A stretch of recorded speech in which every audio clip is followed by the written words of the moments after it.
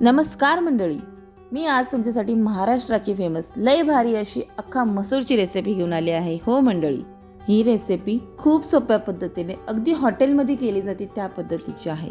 चला तर मंडळी, वेळ वाया न घालवता झटपट या रेसिपीला सुरुवात करूया. आणि हो मंडळी, तुमचा दाल तडका असो किंवा दाल फ्राय किंवा दाल मखनी, सगळ्या रेसिपीला ही रेसिपी मागं टाकते, इतकी अप्रतिम लागते. तर मंडळी, इथे मी 1 वाटी अख्खा मसूर स्वच्छ धुवून घेतलेला आहे. त्यामध्ये 1.5 वाटी पाणी घालून तो शिजवून घ्यायचा आहे. तर शिजवण्याकरिता त्याला 3 ते 4 शिट्ट्या करायच्या आहेत. जर तुम्ही तो भिजवला तर त्याला 2 शिट्ट्या करायच्या आहेत. विदाऊट भिजवता केला तर 4 शिट्ट्या करायच्या आहेत. मसूर शिजतोय तोपर्यंत आपण इथे कांदा भाजून घेऊया. तर इथे पॅनमध्ये मी 4 चमचे, म्हणजे थोडं जास्तच तेल गरम करायचं आहे. त्यामध्ये 1 चमचा जिरा आणि भरपूर असा कांदा पूर्णपणे बारीक करून घालायचा आहे. तर मंडळी, इथे मी 2 मोठे कांदे घातलेले आहेत बारीक करून. आता आपण ह्यामध्ये ठेचलेला लसूण घालायचा आहे. मिक्सरमध्ये वाटून घालायचा नाही, खलबत्त्यामध्ये ठेचूनच घालायचा आहे. आणि आता लसूण आणि कांदा पूर्णपणे लालसर होईपर्यंत आपल्याला परतून घ्यायचा आहे. सो मंडळी, तुम्ही बघू शकता अशा पद्धतीचा. आता आपण ह्यामध्ये काही मसाले घालणार आहोत. त्यामध्ये इथे मी 2 चमचे कांदा लसूण मसाला, हा मसालाच ह्याला सर्वात जास्त गरजेचा आहे. सोबतच रंग येण्याकरिता मी इथे काश्मीरी लाल मिरची पावडर टाकलेली आहे. आता हे दोन्ही चटणी ह्यासोबत भाजून घ्यायची आहे मस्त अशी लालसर होईपर्यंत. सो मंडळी, तुम्ही बघू शकता इथे कोणतेही मी एक्स्ट्रा मसाले घातलेले नाही आहेत. सो अजून एक मी पुढे मसाला घालणार आहे, तो मी तुम्हाला नंतर दाखवते. आता हे मसाले छान भाजून झाल्यानंतर आपण जे शिजवलेले मसूर होते ते ह्यामध्ये घालून घेतलेले आहेत. तर मंडळी, इथे 4 शिट्ट्यामध्ये मस्त असा मसूर शिजून झालेला आहे.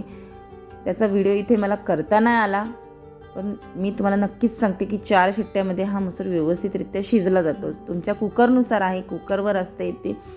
आता आपण ह्यामध्ये पुन्हा 1 वाटी पाणी घालायचं आहे आणि छान असं उकळी येऊ द्यायची आहे.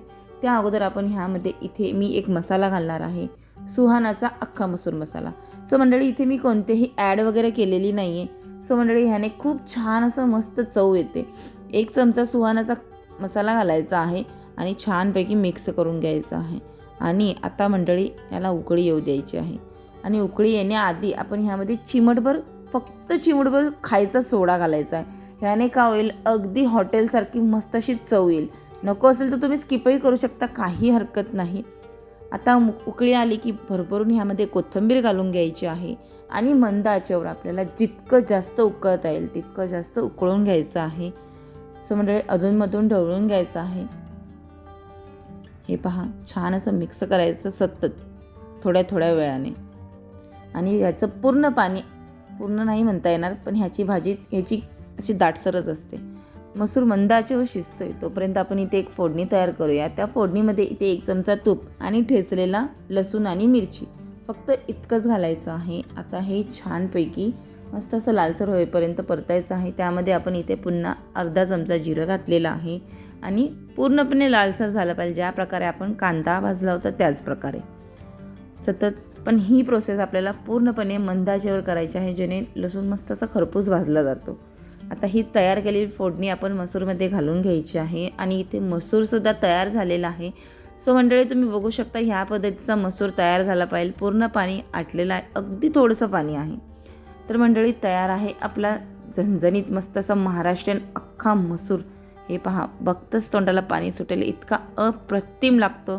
सो मंडळी, मी तर नक्की तुम्हाला सजेस्ट करेन की तुम्ही ही रेसिपी एकदा नक्कीच ट्राय करा. तर मंडळी, आपण ताट करून घेऊया. आणि ह्याची रेसिपी अगदी नॉनव्हेजसारखी लागते.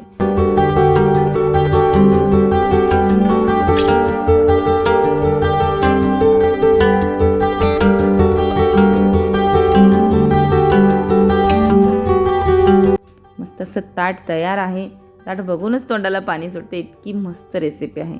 तर मंडळी, तुम्हाला जर माझी रेसिपी आवडली असेल तर व्हिडिओला लाईक, शेअर आणि सबस्क्राईब करा.